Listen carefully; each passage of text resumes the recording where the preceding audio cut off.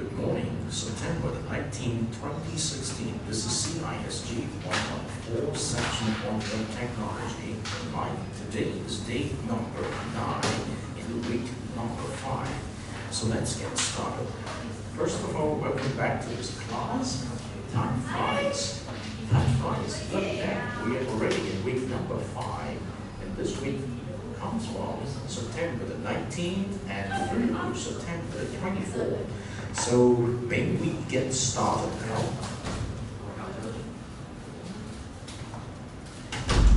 Well, take a look at we're already in learning contract number 2. Expect learning contract number 1.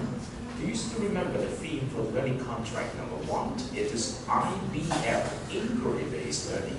Now the question is, what is meant by inquiry-based learning? Well, put it very simply, we have already shared it in class that it's about questioning something. Now, I hope with 4 weeks into this semester, you have done and you have already cultivated your practice of questioning into something. It's actually a mindset of how we are going to learn something, how we are going to learn something, given the fact that we may have no idea what it is all about at the very beginning. So let's try and get started again. Welcome back, class. Welcome back, everyone. Okay. So if you look at this week, the theme, which is learning contract number 2, with the following weeks in learning contract number 2, we have 3 weeks time. We're going to do self-regulated learning, SRL. Well, self-regulated learning is very important. In a sense, it's not separated from inquiry-based learning. It's actually built on top of inquiry-based learning by asking of yourself the following essential question, which I introduced to you at the very beginning of the semester. Okay, 1, 2, 3, look at me. All right, 1, 2, 3, look at me. Yeah, pay attention. It's very important that I give you a very good head start into continuing your study in inquiry-based learning by understanding what is meant by self-regulated learning. So, inquiry-based learning helps you to develop the habit of questioning into something. That is when you have already a topic interest at hand. Now, self-regulated learning helps you to develop another set of transferable skills that is very important in your college study. The skills include, do I have very clear goals in my study? Do I set good enough goals so that I can focus on what I'm doing and be conscious of why I am doing it? Well, for example, just this past weekend, you finished your first assignment, actually submitting your first assignment for learning contract number 1. And if you use the example of self-regulated learning to reflect on what you should have learned from this, what are the goals behind your first learning contract, you might say that, well, in the first learning contract, I need to set this very important goals that in the weekend for September the 17th and September the 18th, I should have finished the set of artifacts for learning contract number 1, and I should be able to submit those artifacts in order to earn my scores there, and that is 10 semester points for this whole semester. Well, in order to set this goal, to get the job done and have the artifacts that you need to submit it, what do you need to do? You need to have a timeline to prepare the artifacts. Based on self-regulated learning, it tells you your timeline to prepare the artifacts for first learning contract is the first 4 weeks. So you have 4 weeks time to get this done. That is an important resource that you have.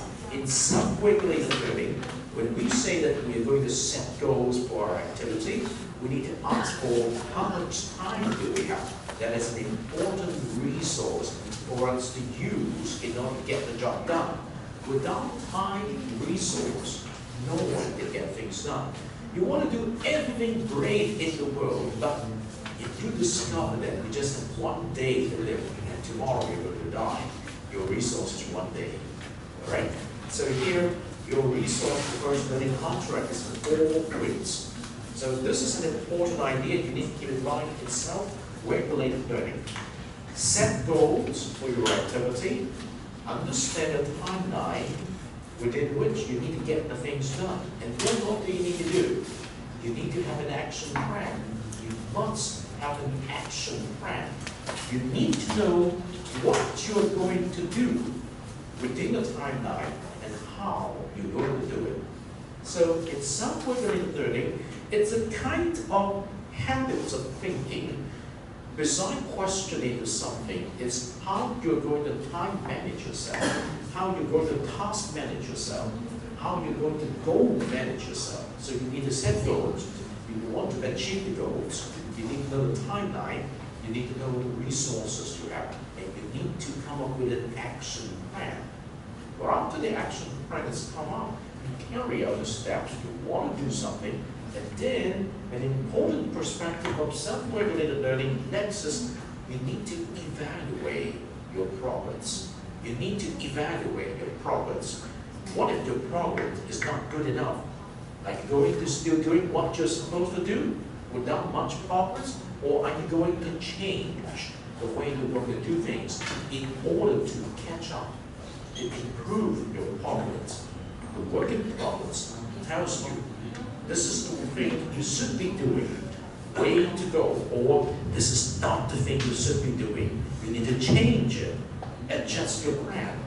So self-regulated learning includes setting goals, understanding your timelines, understanding your resources, coming up with an action plan, set up an evaluation strategies, change direction plan when it's needed, and then recycle everything. You need to redo, okay? But how much time do you have to redo it? In the first 4 weeks, not only we use 1 week as a milestone, you have 4 times to redo what you're supposed to do. But in the first 4 weeks, you're just getting into the course, so you may not be able to understand what you need to do. Okay, that's fine, that's already in the past. But with that experience of the first learning contract, now you're in the second learning contract, you can actually apply what you gather in the first learning contract and do a much better job here in the second learning contract. And so that is the beginning story of the second learning contract. The second learning contract is going to begin today, and then it's going to end on October the 8th. And you have up to October the 9th to submit the second assignment. The second assignment contains a similar set of artifacts that you have to submit in the first assignment, except that this time you have to do it in teams. Okay? In other words, as I advised you last week, you need to come up with your team pair today or by the end of this week. You need to have another pair to join your pair to form a team, and then start getting involved in your second learning contracts work. So I will give you conversations time on each table to discuss which other pair you want to be associated with in order to form your team. Okay, when I said something like this, there got to be something much more meaningful. So if you go to week number 5, this is week number 5's block, and towards the end, oh no, this is different picture. It's this one. All right. If you go to week number 5 and towards the end, you can see that I provide a link here called the student teaming information. If you click on this link, you will see that all the pairs at this point have not been associated with a specific team. Every pair has team 00. That means your teaming status is still incomplete. Now, hopefully, before the end of this week, you will find another pair to join your pair to form a team by writing to me, just as in the first learning contract, in Dr. Well's Q&A hotline for this week, week number 5. Come here and send me a message called My Team Pairs. Give me the 2 pairs name and the member's name here by creating a topic called my teaming information. Okay? Before the end of this Friday, you need to give me the information here. So starting next week, you will have a team identity. That is very important. Okay? So you need to negotiate with your team peers. Okay? Possible, potential pair of your team. Okay? Now I have already given you this idea. And so we need to come back here. If you look at the topics, we're going to handle 2 topics this week. Topic 1 include blogs, wikis, and photo sharing. Topic 2 include RSS, podcasting, and social bookmarking. Alright? Now before we get in touch with the topics here, allow me to bring you back to learning contract number 1. Alright? We need to go back to learning contract number 1. That is at the end of week number 4. You see that I've already given you this submission links here for you to submit your work. Those of you who work very hard over the weekends already submit your work here. If you have not done this, allow me to remind you, submit your work no later than tomorrow. Okay? Otherwise, you will not receive any score on that item. And then I would like you to take out your smartphone now, your smartphone or your notebook that's good enough. I want you to come to this particular block and click on this link. It's a link for you to write me a feedback questionnaire on your first learning contract. Okay? I would like all of you to spend 5 minutes time to complete this feedback questionnaire. It's very simple. It just contains somewhat less than 20 questions. And then give me your feedback. Now go online to the Moodle environment, CISG114, section 1, and scroll down to the Moodle environment. Immediately after week number 4, you will see the small block here called the submission links for learning contract number 1. You finish submitting it this past weekend. If you're not, make sure you submit your work no later than tomorrow. And then come to click on this link. Complete the student feedback questionnaire for learning contract number 1. It's very, very simple. Set questions which looks something like this. Okay? So asking you some feedback question, you just need to take, check. Everything is simple. And then this will give me some feedback on your understanding of your work and your learning in the first learning contract. Okay? It's a very important questionnaire for me to have some objective data on how you have been doing in this course after the first 4 weeks of your study. Okay? And as far as I'm concerned, there's only 1 student in this class who are yet to come online to this Moodle environment. Okay? And I hope you will come online starting from today. Okay, please complete this questionnaire. It's very simple. It's contained how many questions? Let me see. It's 22 questions, with the last 3 questions are something like they call the taking questions. Alright?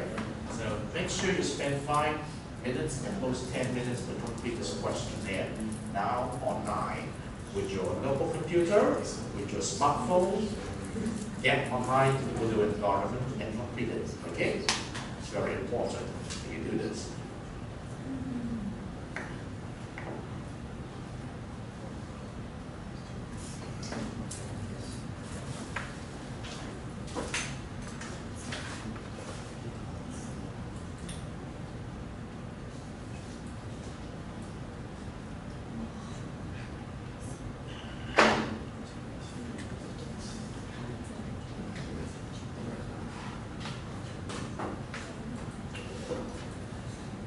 Of course, while you're doing the questionnaire, I advise some time to take attendance.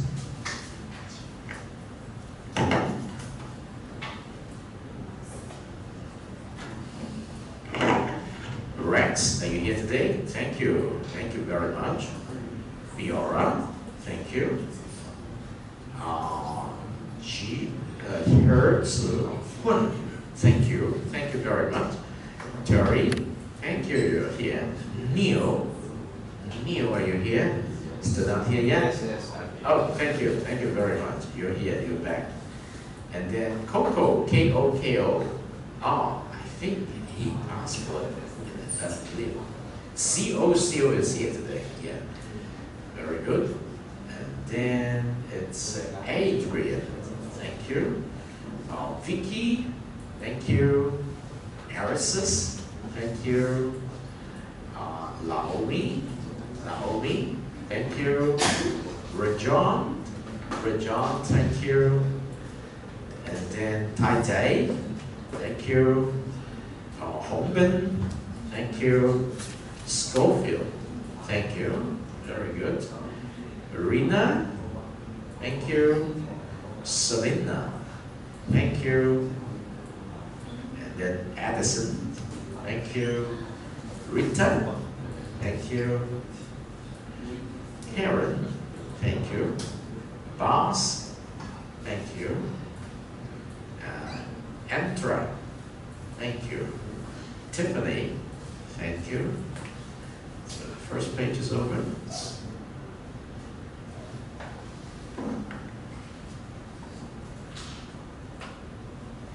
So Teresa, thank you. Siyu, thank you. Ruji, I think he's still excused, okay. Alice, thank you. Will, thank you very much. So we finished the attendance call.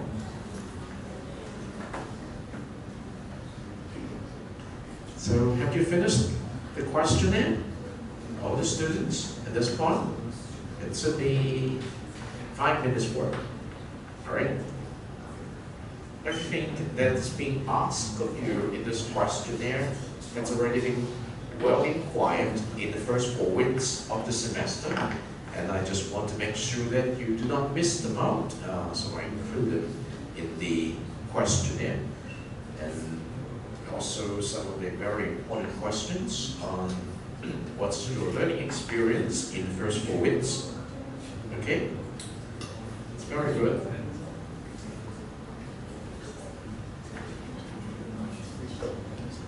All right, I give you 5 more minutes because I see some people are still working on it. So we're going to stop your questionnaire time at 11:55. All right.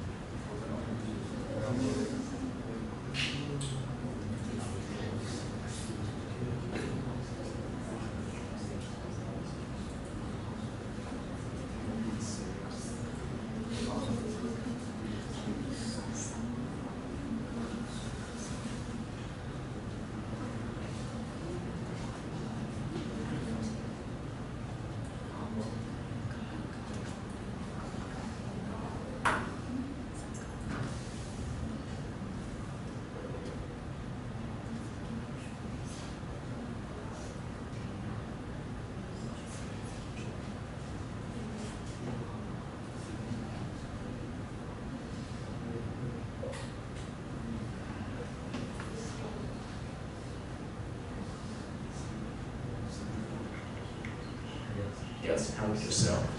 And of course, if you have questions about the questionnaire, you can raise your hand and come to your table. Help you understand how to answer it. Mostly, you just need to select a response from the Likert scale. Only 3 questions towards the end to ask you for some qualitative comments. All right? Very good.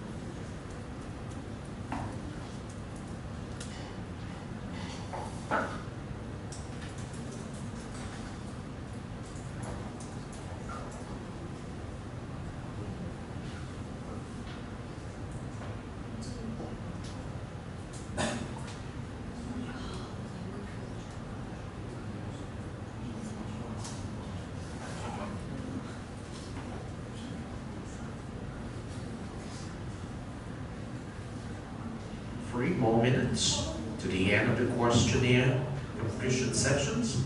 So hopefully you grab the time to get this done.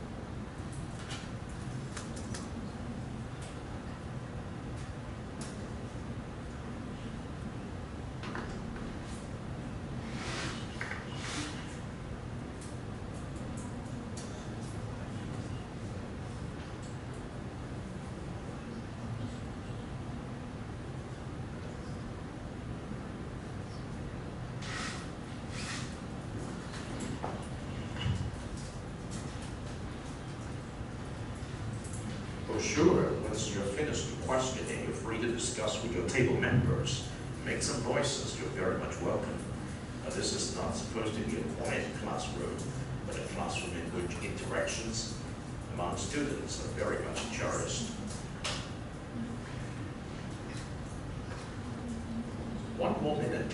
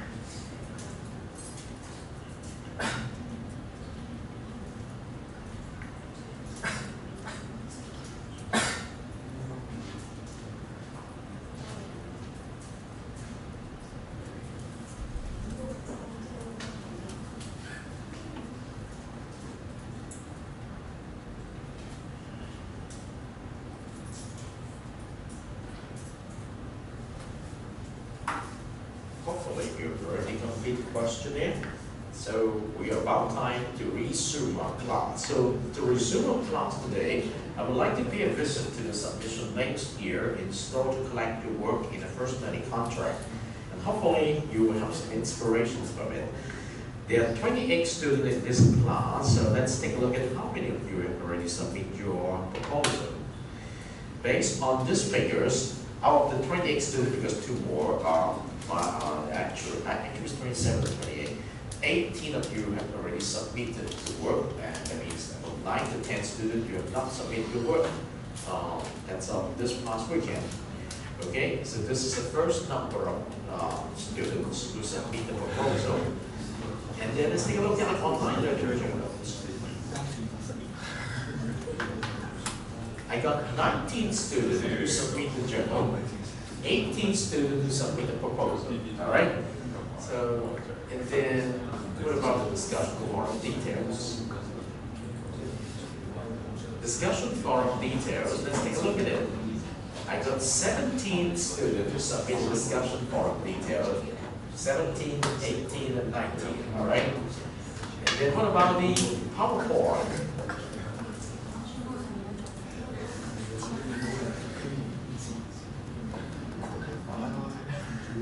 I got 18 students who submitted PowerPoint.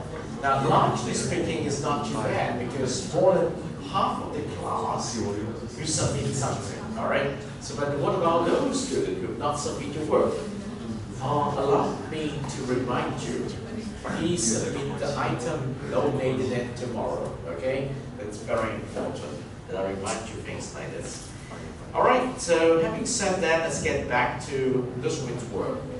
This is a part of the teacher's message I sent to you in week number 5. Now, I would like you to pay attention to this table, okay? This is a very important table I use to try to inspire some students and to awaken you a little bit. It said successful students, what do you mean by successful student? Accept personal responsibility. If you know that this is a piece of homework you do, you will do it, because by doing the homework, you can discover how much you know about the process of learning. And what does it mean? For successful students who accept personal responsibility, these set of students not only see themselves as the primary cause of their own outcomes and experiences. What do you mean by students see themselves as the primary cause of their own outcomes and experiences? They understand why they are doing what they are doing. In other words, they understand why they are doing what they are doing. Okay? Second, successful students discover self-motivation. Now, the word motivation is very good. It's a kind of psychological state in each human being that we know we love to do something because you happen to feel up to go to bed. You know you love to do something because. Successful students who discover self-motivations normally find purpose in their lives by discovering personally meaningful goals and dreams. And this is a very meaningful statement. Successful students who discover self-motivations find purpose. They know why they are doing what they are doing in their livings, in their personal lives, because they discover personally meaningful goals and dreams. What's your goal? What are your goals in life? What's a dream? What are your dreams in life? Now, if you can tell yourself or share with your buddy, well, you're well set. Another characteristic of successful students, they master self-management. What do you mean by self-management? Successful students who master self-management consistently plan and take purposeful actions in pursuit of their goals and dreams. In other words, they do not just have goals and dreams. They are doing something productively to realize the goals and dreams. The process is called self-management. Example, you are coming to college to know something by attending different classes of learning in which you can pick up the knowledge, the skills, and the aptitude to develop yourself. You're doing part of the self-management, but have you mastered self-management yet? Are you consistently plan or take purposeful actions to pursue your goals and dreams? Now, ask yourself this question. What are you doing to pursue your goals and dreams, if you have any? You can tell me, I don't have any goals. I don't have any dreams. So I do not take any specific actions. I don't plan. I do not know what is meant by purposeful actions. Then you are on the dark side of this particular conference. You're not on the bright side of this. And then the final characteristic is successful students employ interdependency. Interdependency. You don't just rely on yourself, you rely on others who can help you. Between you and other people. What does it mean? Successful students who employ interdependence will build a mutually supportive relationship. It's good for you and also good for me.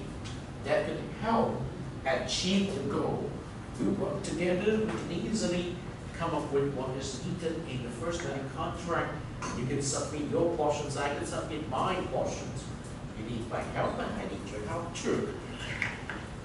Then help them achieve the goals and dreams while helping others do the same. Okay, have you discovered some of these in your first learning contract while you're preparing your way to complete those assignments? You have the learning partners, you have the goals, that is to complete the assignment and earn the best grade you can. You have the timeline for wins. You have your action plan. You need to write a proposal first, share the proposal with your learning partner, come up with a learning journal based on the proposal, share the learning journal with your learning partner, ask your learning partner for feedback on, do you understand what I mean to say? No, I need help to clarify it. At the end of that, you got a good set of information through the discussions, and then you prepare your PowerPoint, 5 slides. 5 slides, what can you tell? Well, you've already done the work, so I can see. And so far, I have a student who consistently sign for each week's in-class sharing, and I do not need to remind you anymore. The in-class sharing we're doing here 5 times throughout the semester will earn you 20% of the final grade, depending on the preparations you did. An example, good work, which you see already in the past 2 weeks, is done by your very good student Fiora. And indeed, this coming Thursday, we have another in-class sharing by her too. So this is very important. Now let's go back to the beginning of the teacher's message. It tells you a little bit more about task management and self-regulated learning. First of all, you need to ask these questions. Now, because this is the beginning of this week, week number 5, if you still remember what you learned last week on information literacy and competency, you know that there is a process called discover information literacy. Okay? Now, in this particular time, I cannot take this, so I have to cross it. All right? So, it's very simple. So task analysis is the number 1 thing you need to pick up on self-regulated learning. Task analysis is the ability to analyze an assignment. What do I need to do, sir, in the first learning contract? What do I need to do? You must have the ability to analyze an assignment. What's the purpose behind analysis? It is to determine what we need to do or what needs to be done. So you need to ask yourself the same question. I enrolled in this course called Web Technology at night. We finished the first 4 weeks of this course with different themes of each week. Okay? When I say with different topics in each week. And with a consistent theme in the first 4 weeks is called inquiry-based learning. Do you still remember what topic you deal with in the first week? It's based on a very simple question. It's web technology making my life better. Do you have your personal answer at this point? If you do you support your answer with evidence of your discovery? Can you give examples of web technology that makes our life better? Can you also give examples of web technology that makes our life worse? And then, do you have an argument to tell people, if it is your personal sharing, this is the way I share it. I analyze the questions. I want to find out what needs to be done in order to answer the questions. So I look at the timeline for me to complete the questions. I break down the task so that I know what to do in order to discover my answer to these questions. And then, do I have my goals behind discovering answer to this question? And at the end of doing it, can I set up a framework to store the knowledge I discover along the way of discovering the answer to this question? And can I share what I discover with people in a way they will discover it in a very interesting manner? So identifying resources, which is a theme of last week's information literacy and competency, and planning actions. How are you going to do that? It's also the lessons you learned from last week's very important research assignment. All right? So now that you know what you want, what do you do? And we introduced you to the open web. We also introduced you to the dark web, which is not only provided by the databases in your library, identifying resources and planning actions.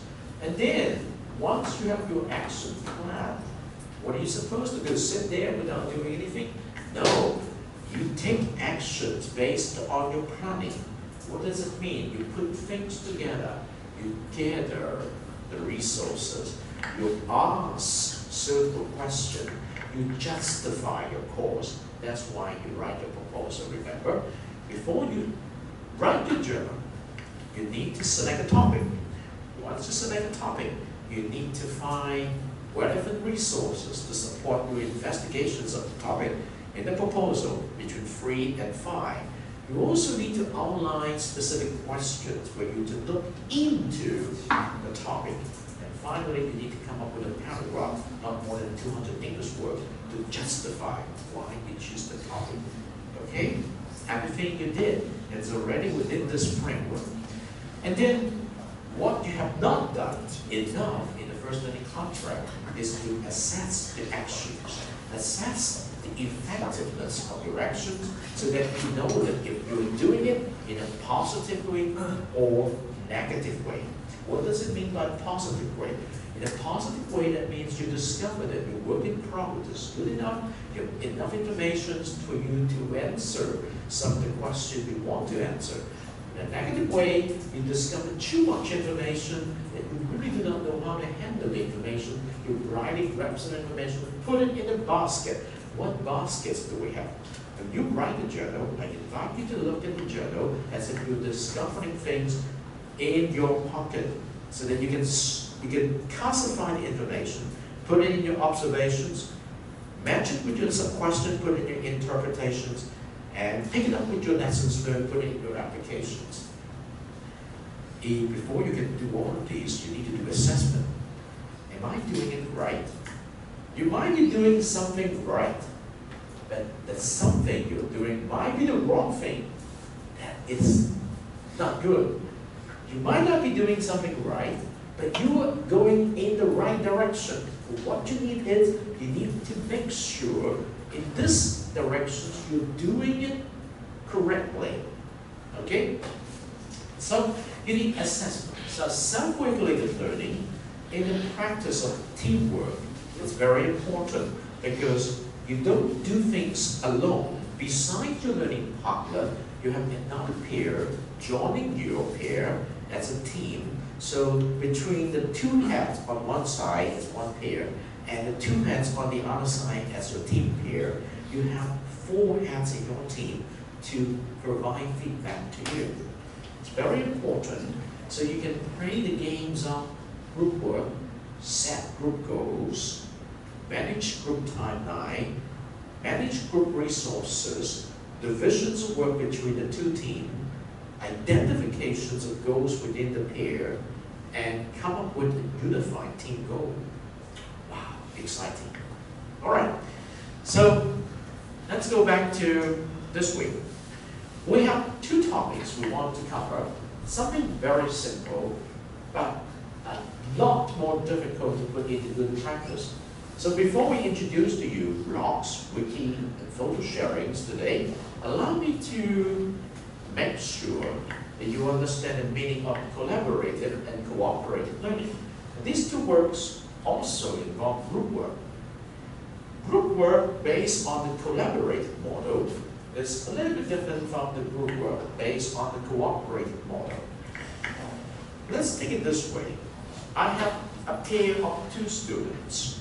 In the first learning contract, each of the 2 students in a pair needs to complete the same set of artifacts: proposal, individual proposal, journal, individual journal. But in the discussion forum, the 2 of you work together. one help the other to identify progress or improvement in the discussion topic of the peer partner, and the other do the same.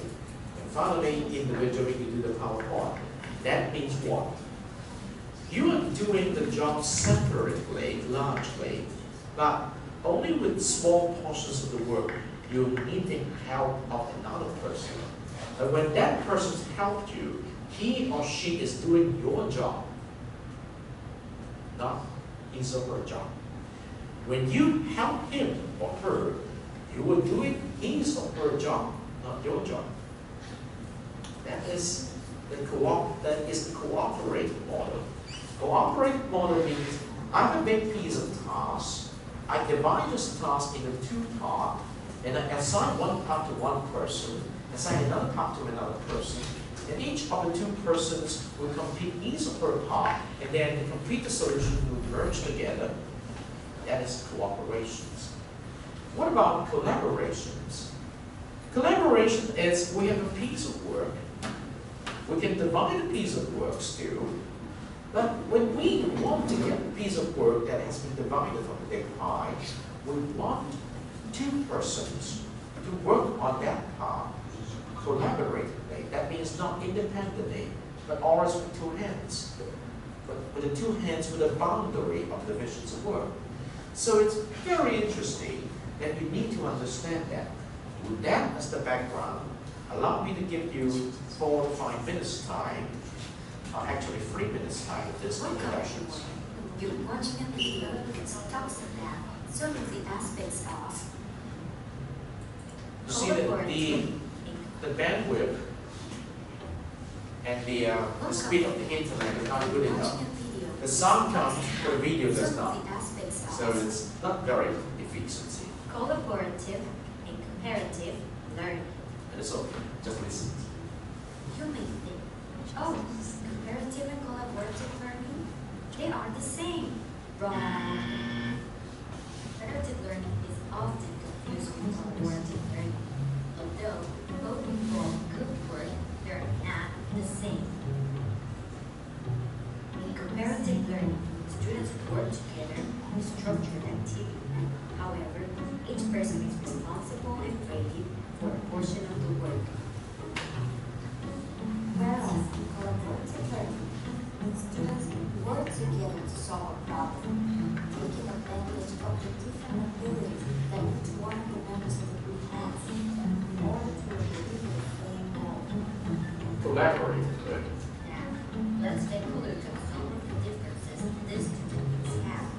We'll be taking into consideration 3 main aspects: mission, work, and team relationships. Regarding mission, in comparative learning, we have delegation of subtasks, different goals, and limited responsibility. While in collaborative learning, we have common tasks, common goals, and community. Next, regarding work, in comparative learning, work is static, with closed assignments and predictable processes. Unlike collaborative learning, where work is dynamic, with open assignments and unpredictable processes. Finally, regarding team relationships, in comparative learning, there is asynchrony while students work in mutual independence, whereas in collaborative learning, there is synchrony while students work and mutual dependence. Having students working in groups is good either way, be comparatively or collaboratively. Learners actively participate and even become teachers at times. Projects and questions engage students in their own learning, and students develop skills for resolving conflicts when they arise.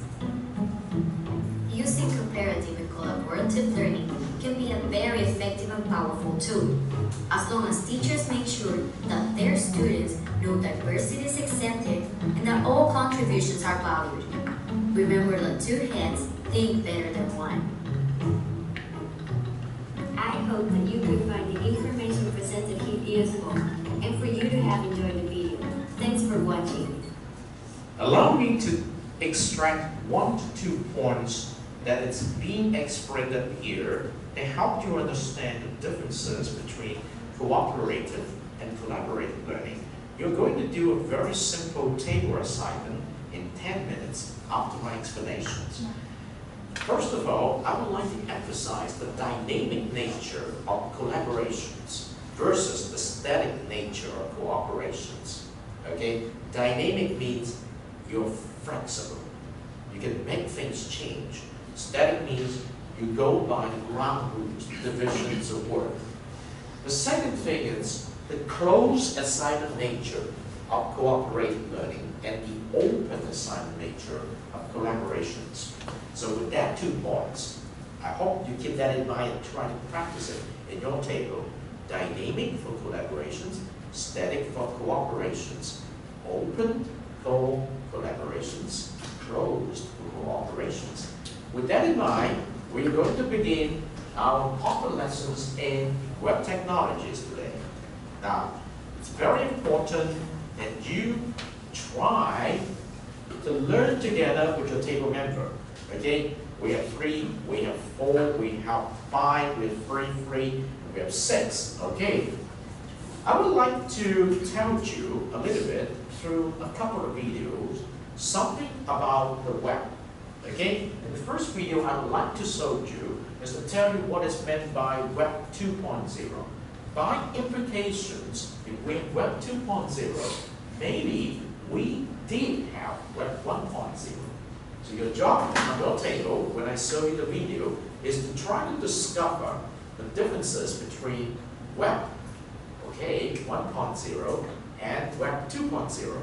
Now, ask yourself whether you're doing it collaboratively or cooperatively. It very much depends on how your table works.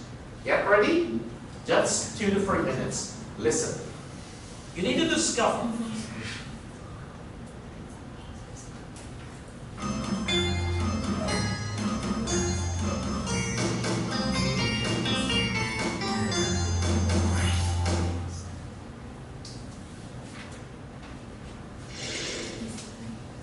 Welcome to another video from ExplainingComputers.com.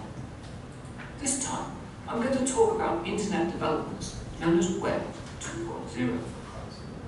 Defining exactly what is meant by Web 2 is about as difficult as nailing a journey to a wall. That said, most people agree that Web 2 involves making new and improved forms of online connection between 2 or more people, between 2 or more online services, or between individual users and software applications. Identifying these 3 types of connection also enables us to isolate the 3 key aspects of Web 2 as being interpersonal computing, web services, and software as a service.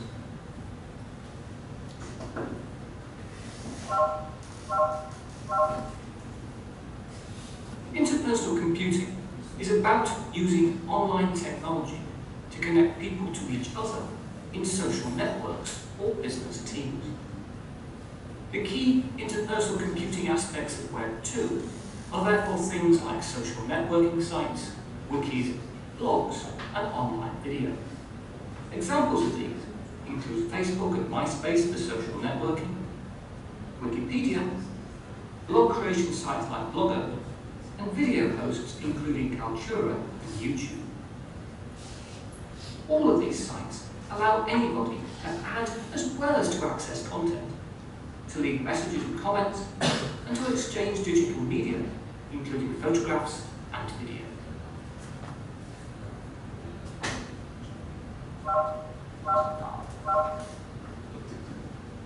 Web services are components of online functionality that can be plugged together like a kind of digital Lego in order to create an integrated online offering or mashup. For example, many companies use the web service of a payment service provider, such as WorldPay or PayPal, in order to allow them to easily take credit card payments online. This results in customers interacting with two organisations that are automatically interlinked via the internet. As another common example, web services are also frequently mashed together to integrate and map and related data from one website into another. For example, the property website Rightmove integrates local information from About My Place, which in turn obtains its maps from Microsoft Virtual Earth. And as a third simple illustration, anybody can cut and paste a YouTube video embed link to create a web page that is drawing content from two sources, and with YouTube here providing the web service of video hosting.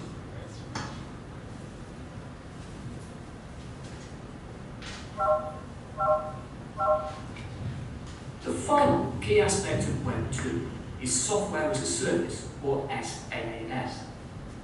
This involves application functionality being offered directly over the internet. In turn, user data and applications can then be accessed from any internet-enabled computing device. For some years, human resources and project management applications have been successfully offered over the internet by companies including employees and Clarism.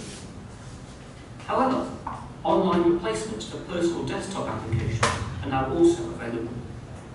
For example, Google Docs is an online word processing, spreadsheet and presentation package available for free over the web. As an alternative, Zoho also offers a Microsoft Office compatible set of online applications, together with tools for project management and other business functions. As yet another example, Juice has launched a free online desktop that also enables people to access their files from anywhere and to share them with others.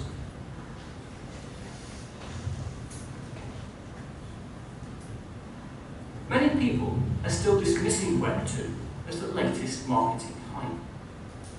However, this is probably only because they are unaware of the online service and application delivery aspects, and are hence mistaking the concept as being about no more than teenage social networking.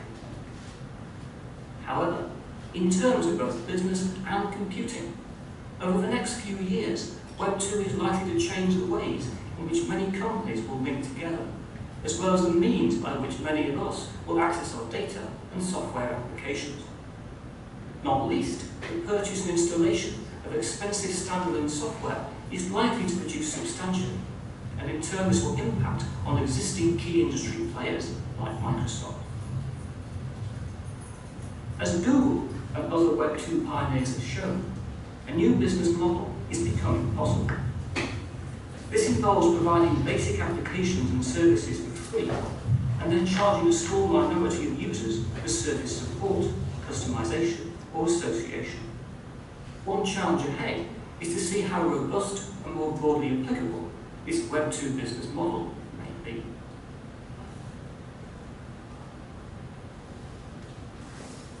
As Web 2 takes hold, many companies will need to alter their online strategy. The old Web 1 business model was based around building a great website and just hoping that people would pay a visit. However, in the Web 2 age, it is known where most people go when they first log on, and this is to Web 2 sites such as MySpace, Facebook, or YouTube.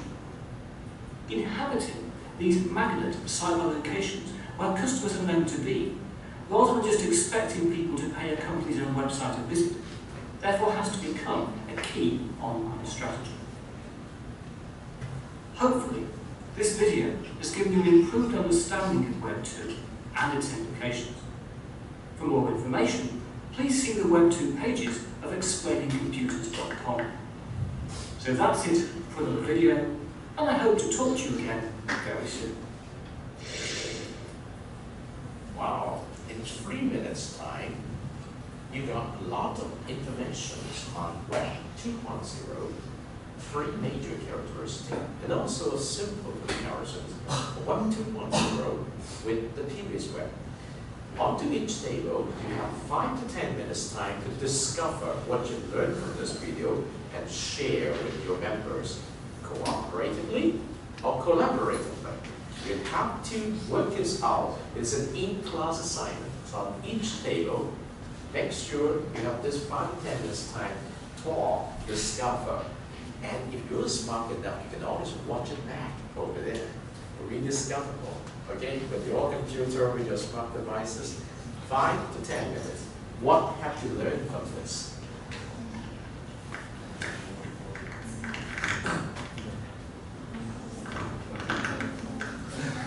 Yes, onto your table. Make sure you try to manage the information. Do you still remember what is meant by discover? Define, inquire, search, collect, organize, verify, express, and reflect. Learn to practice information literacy. All right? Just 5 to 10 minutes time is good. Discuss with your table members. Before I pass you the microphone, of course. All right? Go ahead.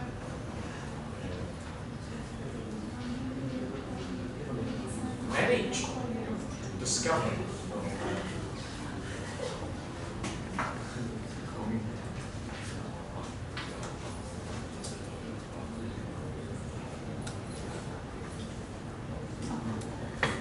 Make some joyful noises.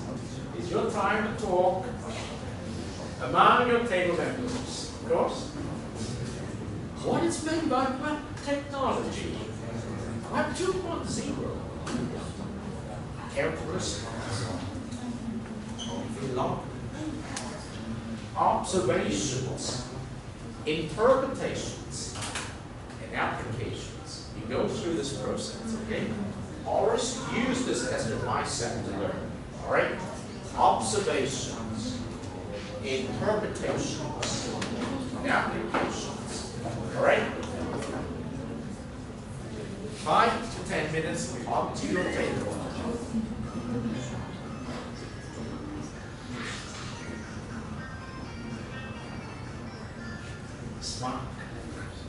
Smart people use the resources again and again to discover. That's okay. Talk to your members. Yes. It's all right. What have you discovered?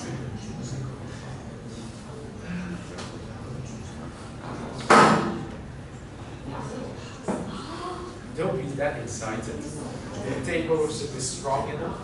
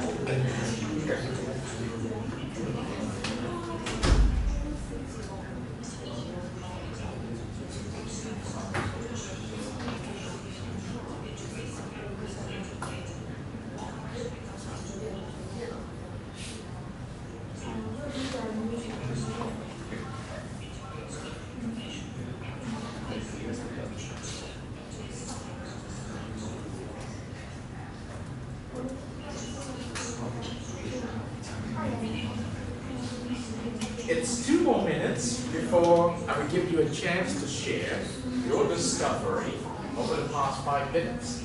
Okay?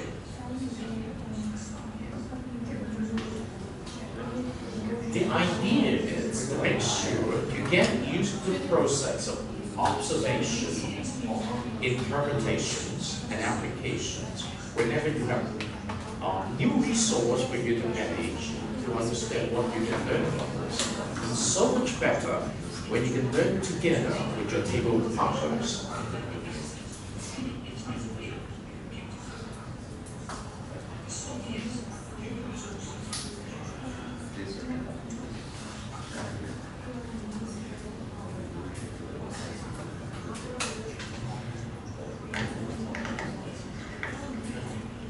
One more minute.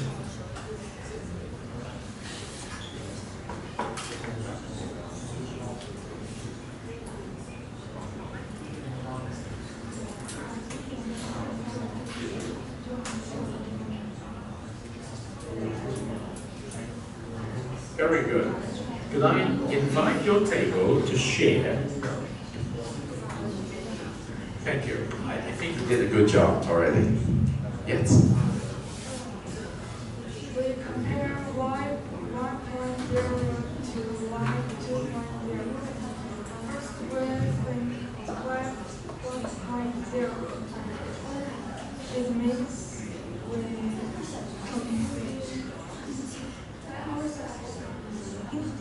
It's okay. personal computing.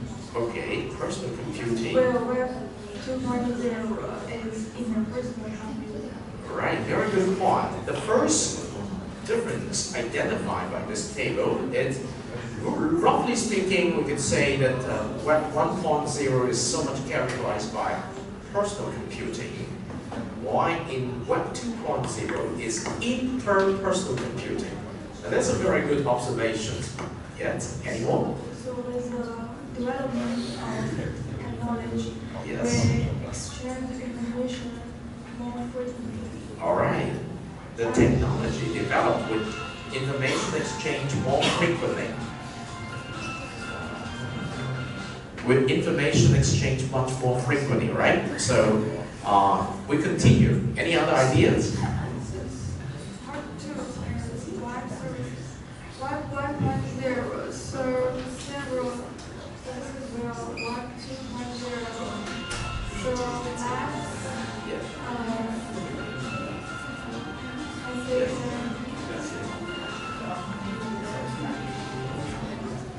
Yes.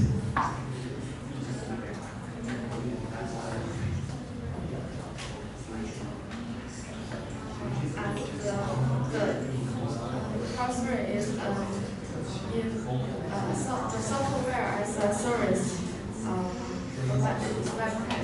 Web 1.0 there's less software, and now in Web 0 we have many kinds of software, and they have more convenience to connect with others or use the web technology. Yes, in a sense, it's very true, because now in the era of Web 2.0, software as the service is the king. Okay, with many more application software than in the era of 1.0. That is very good observations. Thank you very much. Do you have anything to add? Okay, thank you. May I pass the, yes, we'll give you some big hands in a minute. We'll pass the microphone to Adrian's table. So what's your observation? In the video, Yes. we learned the term Web 2.0. Right. And it is about the new information age. The guy took an example of the Microsoft, because nowadays there are many software products, so people can use many different type of software to do the jobs. And the video also talk about the interpersonal communication with the computer. Okay. And also two people communicating through the internet. All right. Yes. Is there anything more to add by your table member as a collaborations effort? Maybe that's all. Okay, Thank you. and I agree that web service is a very important characteristic of Web 2.0. Do you have anything to share with us in this table? Yes, it's after the observations. We thought that because nowadays the internet in our lives is very important, and the Web 2.0, we thought that this concept may affect many people, and it may become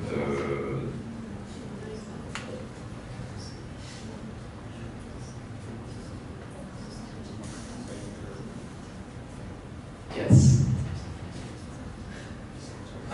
we thought that it may become the main current. Okay. Yes. Thank you. We thank you very much for your big try. All right. Okay. A very large table here with 6 members. Okay. Anyone here would like to share?